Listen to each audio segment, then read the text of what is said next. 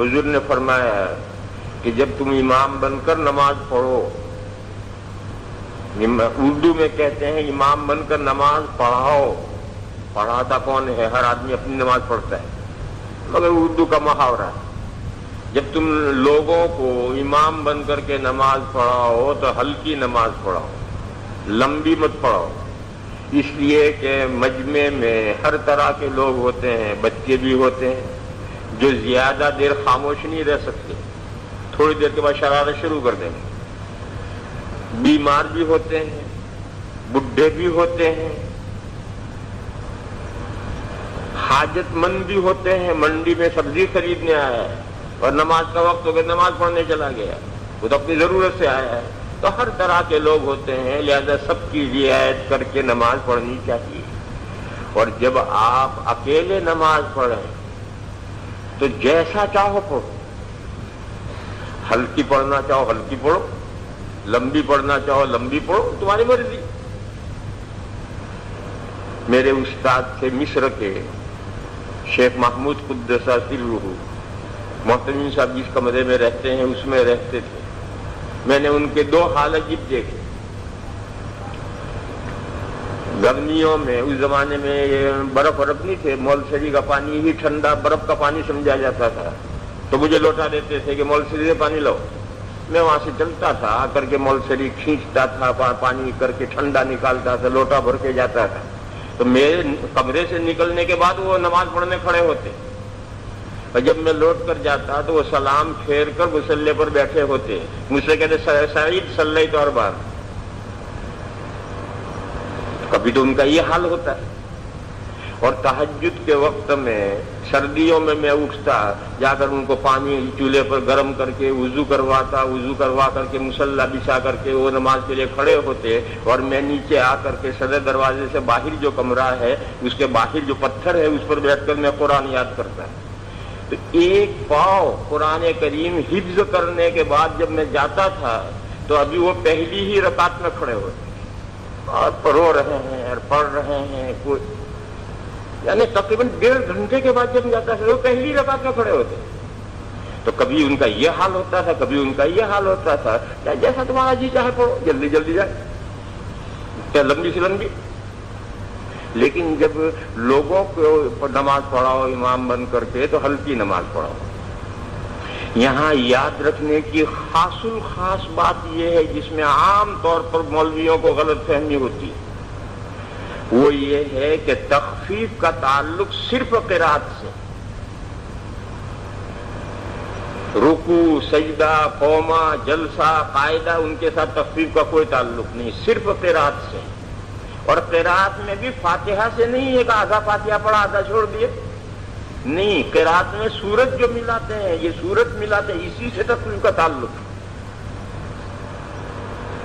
مولوی یہ کرتے ہیں کہ رکوع سجدوں کا ٹھکانہ نہیں ہے، 3 مرتبہ ڈھنگ سے تسبیح کہہ سکے اتنا بھی رکوع سجدہ نہیں کرتے، اور ان کے قومے اور جلسے کا تو خدا حافظ، یہ تو منافقوں والی نماز ہے، مرغے کی طرح سے ٹھونگے ماری۔ اس لیے یاد رکھو تخفیف کا تعلق صرف سورت ملانے کے ساتھ ہے، قرات کے ساتھ تعلق ہے، اور کسی چیز کے ساتھ تعلق نہیں ہے، بقیہ چیزیں تمام نمازوں میں یکساں رہیں گی۔ دوسری بات، تخفیف کے سلسلے میں بھی شریعت نے عام مجمع کا لحاظ کر کے قراءتیں ہر نماز کے لیے الگ الگ متعین کر دی ہیں۔ یہ جو شریعت نے قراءتیں مسنون کی ہے یہی تخفیف ہے، اس سے زیادہ تخفیف کرنے کی اجازت نہیں۔ شریعت نے لوگوں کے احوال کی رعایت کر کے خود ہی تخفیف کی۔ دیکھو صبح کوئی کام نہیں ہوتا، ہر آدمی فارغ ذہن ہوتا ہے، ابھی کوئی کام دھندا شروع نہیں ہوا، لمبی قرات، اور عصر مغرب یہ عین کاروبار کے بیچ میں آتی ہے تو چھوٹی چھوٹی قرات، یہ لوگوں کی حاجتوں کا لحاظ کر کے ہی تو عصر مغرب کم قراتیں رکھی ہیں۔ لہذا جو شریعت نے جو قراتیں مقرر کی ہیں جن کا بیان آگے تفصیل سے آ رہا ہے، وہ جو قراتیں ہیں یہی تخفیف کا معیار ہے۔ لہذا عام حالات میں اس سے کم قرات نہیں کرنی چاہیے۔ کوئی اتفاقاً ایسا مریض ہے جو یہ کہتا ہے امام صاحب سے کہ آپ جتنا مسنون قرات فجر میں کرتے ہیں مجھ سے کھڑا نہیں ہوا جاتا،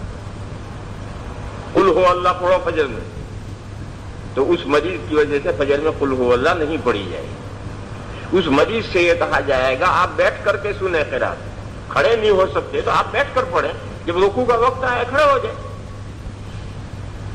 اور اگر یہ بھی آپ کے بس کا نہیں تو پھر گھر پڑھیں نماز، پھر اس مریض سے کہیں آپ نماز گھر پڑھیں۔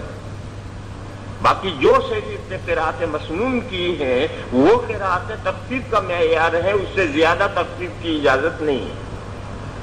ہاں کوئی ایمرجنسی بات ہو، جیسے کہ گاڑی آنے والی ہے اور فجر کی نماز اسٹیشن پر پڑھنی ہے، تو اب وہاں فجر میں مسنون قرات نہیں کریں گے بلکہ وہاں اور ہلکی کر دیں گے، حالات کے لحاظ وہاں کریں گے، لیکن یہ تو ایمرجنسی بات ہے، یعنی ناگہانی بات پیش آئی ہے، اس میں تو مزید لحاظ کیا جائے گا، لیکن عمومی احوال میں مسنون قراتوں سے کم نہیں کی جائے گی۔ یہ مسنون قراتیں جو ہیں یہی تخفیف کا لحاظ کر کے کی گئی۔ یاد ہے وہ قصہ آپ کو، حضرت معاذ رضی اللہ تعالیٰ عنہ ایک مسجد میں نماز پڑھایا کرتے تھے، دیر سے تشریف لے جاتے تھے، ایک رات گئے اور فجر کی عشاء کی نماز میں سورہ بقرہ شروع کر دی۔ اب سورہ بقرہ شروع کر، اس زمانے میں رکوع نہیں تھے، قرآن کریم میں رکوع نہیں تھے، اب تو رکوع پر جا کر رکتا ہے آدمی، تو رکوع تھے ہی نہیں۔ اب سورہ بقرہ شروع کی ہے تو پوری پڑھیں گے ایک رکعت میں یا 2 رکعتوں میں۔ ایک آدمی سے برداشت نہیں ہوا تو اس نے نماز توڑ دی، کیونکہ تو مسلسل جا رہا ہے پڑھتا پڑھتا، اسے برداشت نہیں ہوا۔ میرے ایک استاد تھے، میں نے مشکات پڑھی تھی ان سے، اللہ تعالیٰ ان کو غریق رحمت کرے، جنت المعلا میں بہت اونچے درجے عطا فرمائے۔ بہت ایک مرتبہ رمضان میں میرے ایک دوست کو پکڑ لیا، چل نفلوں میں قرآن سنا مجھے۔ اب وہ تھا بڑا بدماش، اس نے سوچا کہ آج پھنس گئے تو روزانہ پکڑ لے جائیں گے، تو جا کر وہ کھڑا ہو گیا، تھا جید حافظ، اس نے وہ شروع کیا اور پڑھتا رہا پہلا پارا پورا کیا۔ اب وہ تھک گئے تو یہ پہلا پارا پورا ہوا، کہنے لگا اللہ اکبر، اس نے کہا سیقول السفہاء من الناس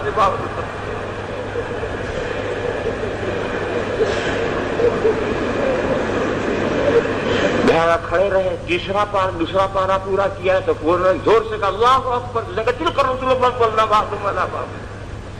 تو نماز توڑ دیا اور کہا جا تیرے ابا بلا رہے ہیں گھر جا۔